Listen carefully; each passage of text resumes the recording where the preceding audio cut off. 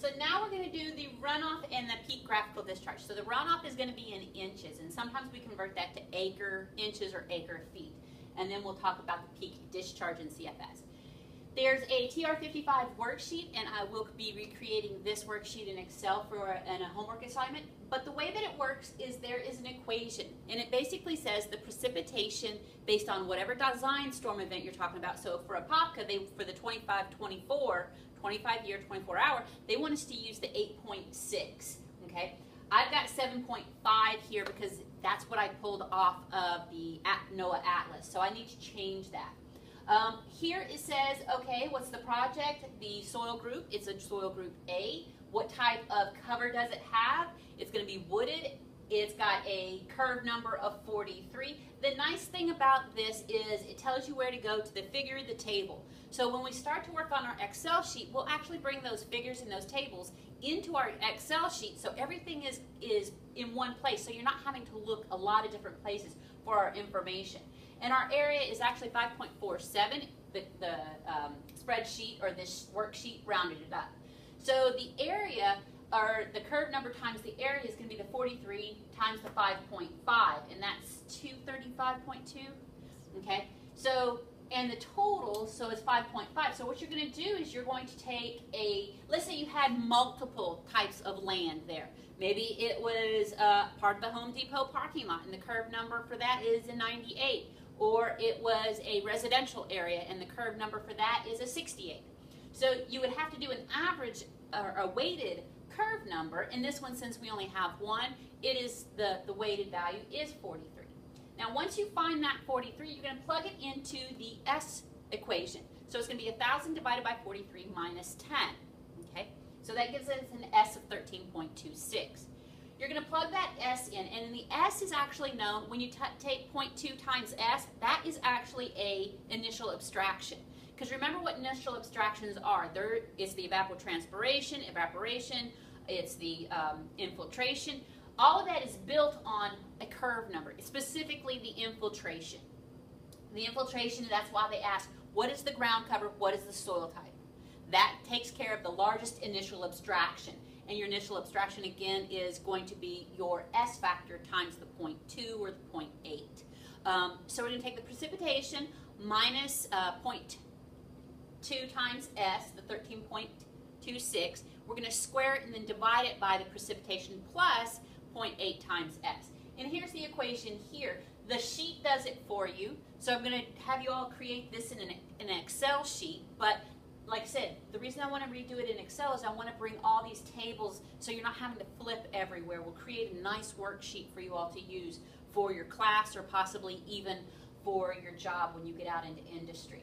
So the Q ends up being, you take the top divided by the numerator divided by the denominator, and you get 1.3 inches. Now, that is assumed, quote, a volume, because now you're going to take the 1.3 and multiply it by the 5.47 acres. That gives you the total runoff in acre inches. Okay, and we're interested in that. We're also interested in the peak discharge.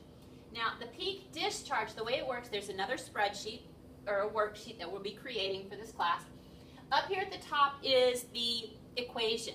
So the way it says is the peak discharge is the QP. The QU is the unit discharge. Remember how we had a unit hydrograph, and that's what we're looking at. We also have the drainage area in square miles. Okay, in the spreadsheet you can actually change it to acres.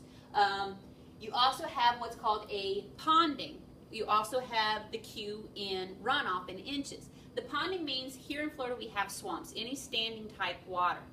So when you're filling this out, you're taking the data that you created or you calculated from previously. You have the drainage area in square miles. So you're basically taking the 5.47 divided by 640 to convert it into square miles, acres into square miles.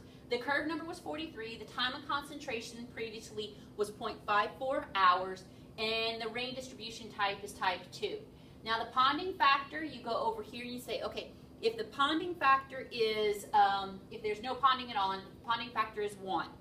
And that converts it to 0% swamp. Okay, so that's where you type in these values. The frequency that we're looking at is the 25-year. We're also going to be looking at the 10-year and the 100-year. Only have the 25 listed right now. The precipitation, like I said, I used 7.5, but Apopka says use 8.6. The initial abstraction, it says use the curve number with table 4.1. Here's 4.1. It's actually a long list, but I only showed you up to 43. So a curve number of 43 gives me an initial abstraction of 2.651. So you plug that value in here. The I divided by P, so you're taking your or the initial abstraction, 2.551, or I'm sorry, 2.651, I can't read, divided by the precipitation, 7.5 is going to give you approximately 0.35. So you're going to find 0.35 on this graph here, the exhibit 4-2, and you're going to have your time of concentration in hours at 0.54. You're going to come up, you're going to hit the 0.35, and then you're going to come over to get the unit hydrograph peak. That unit hydrograph peak was 400, and then you're going to take the runoff Q, and you're going to be using the equation up here with the ponding factor, and you're going to come out with a peak discharge of 4 CFS. We're going to be creating all of this, like I said, in an Excel program, so everything, instead of having to go back to the book and look it up, all of this information will be saved in one location. The forms are nice, but there's rounding in the forms, and I'm not a fan of that. What if I had more storm events that I had to design for?